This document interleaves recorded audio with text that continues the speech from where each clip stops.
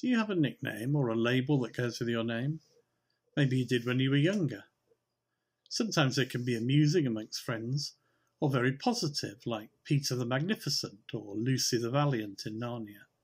We also know that sometimes they can be cruel and hurtful, intentionally causing distress. I wonder what word you associate with Thomas the disciple. And I bet by now you thought doubting Thomas. Well, let's say first that doubt has been called faith in two minds, or faith asking questions.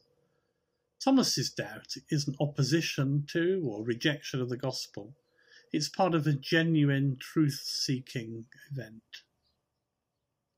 Today, if it's all right for us to have questions to ask God, it's all right for us to wonder. Calling out to God has always been a normal thing for people to do.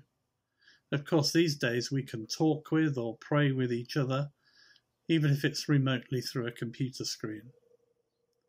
Now, before the doubting moment, Thomas is seen in John's Gospel as loyal, determined and courageous, and he's also one prepared to ask questions.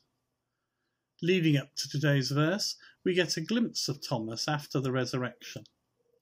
He wasn't there the previous time Jesus visited the disciples. Maybe he was disappointed or depressed and he'd gone back to his previous working life. Today's verse is the climax of Thomas's interaction with the risen Jesus.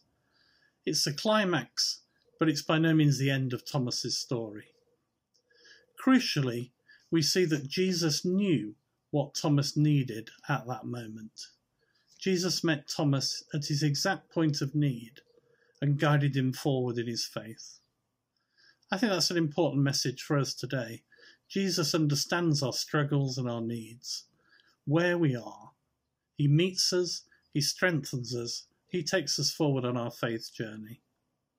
So I think rather than the easy route of criticising Thomas, let's admire him for being real. Let's learn from him so that when we encounter God, in prayer, in nature or wherever, we can come up with those words.